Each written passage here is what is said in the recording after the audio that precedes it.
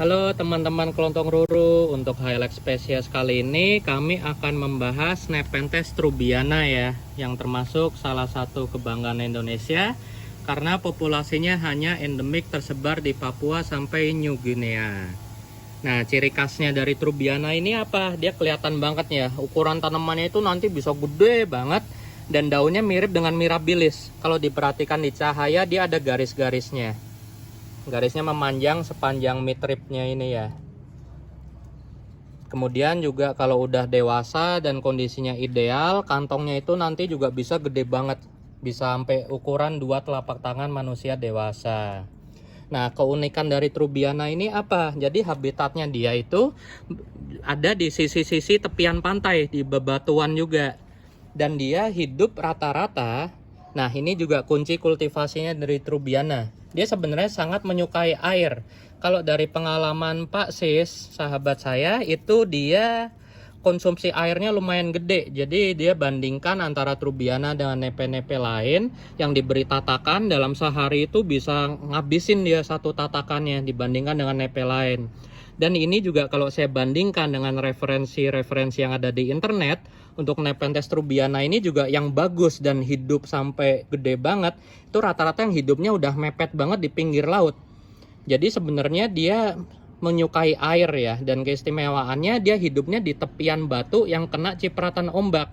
Jadi banyak yang bilang trubiana ini termasuk nepe yang tahan dengan air asin atau yang TDS-nya tinggi.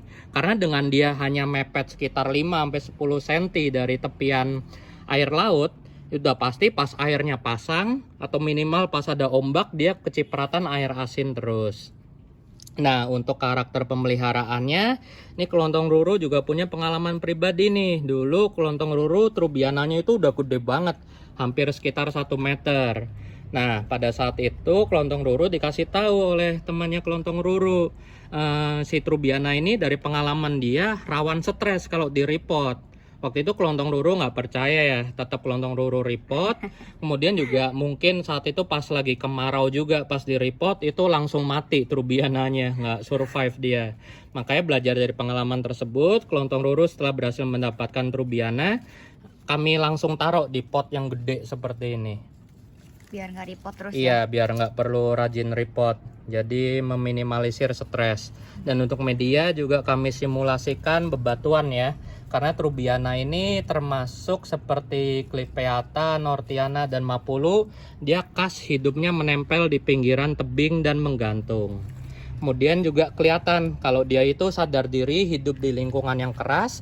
Nanti pada saat berbunga, dia akan seperti nepe epifit. Tangkai bunganya itu bisa tinggi banget. Kenapa dia sampai bikin tangkai bunga setinggi itu? Karena dia berharap dengan makin tinggi tangkai bunganya, angin akan membantu penyebaran bijinya jauh lebih luas ya. Walaupun karena dia hidupnya di pulau-pulau kecil di pantai-pantai timur Indonesia, itu udah pasti bijinya sebenarnya banyak yang terbuang sia-sia pada saat terbang. Tapi sekalinya dia berhasil mendarat di tepian yang lumayan lembab, dia pasti bisa tumbuh bagus di sana. Nah, untuk ciri khasnya sama. Dan kebetulan kelontong ruru sendiri sangat beruntung pernah ke Raja Ampat dan mengunjungi habitat dari trubiana dan SP misol. Gimana sih gambaran di sana? Jadi iklimnya di kepulauan-kepulauan Papua tersebut itu agak beda ya dengan perkotaan di Jawa. Jadi karena iklimnya agak dekat dengan Australia, pada musim tertentu itu dia anginnya dingin. Kemudian air lautnya itu juga nggak dingin tapi anget. Jadi kalau siang-siang kita nyemplung berenang gitu aja di pinggir-pinggir pulaunya itu airnya anget banget. Dan airnya juga relatif masih asri, banyak ikannya. Kemudian anginnya juga kenceng. Kemudian cahaya matahari di sana itu juga kuat banget tapi nggak panas karena kebantu oleh angin timur yang relatif lebih dingin. Jadi asumsi kelontong ruru Nepenthes trubiana ini relatif kuat, menyukai air, tapi medianya juga harus tetap dibikin poros. Kemudian juga dia menyukai angin dan cahaya matahari yang kuat dan suhu yang relatif nggak panas ya. Jadi asumsi kelontong ruru trubiana ini termasuk yang bisa kuat dari lowland sampai intermediate. Dan relatif cukup mudah sebenarnya. Kuncinya satu, kalau teman-teman berhasil dapatkan, jangan sering banget di repot ya. Kalau bisa potnya pakai yang udah langsung gede seperti ini.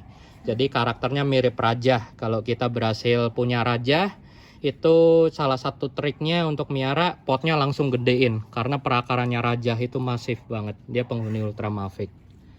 Oke, sekian dari highlight Nepenthes spesies kali ini, Trubiana. Ini nanti pas gede, kantongnya bisa cenderung lebih dark. Dan menurut pengalaman teman-teman kelontong ruru yang beredar di kolektor, itu ada 2 klon ya, yang cenderung hitam seperti ini female, kemudian juga yang klon hijau. Yang hijau katanya sih jantan. Oke, sekian teman-teman, terima kasih.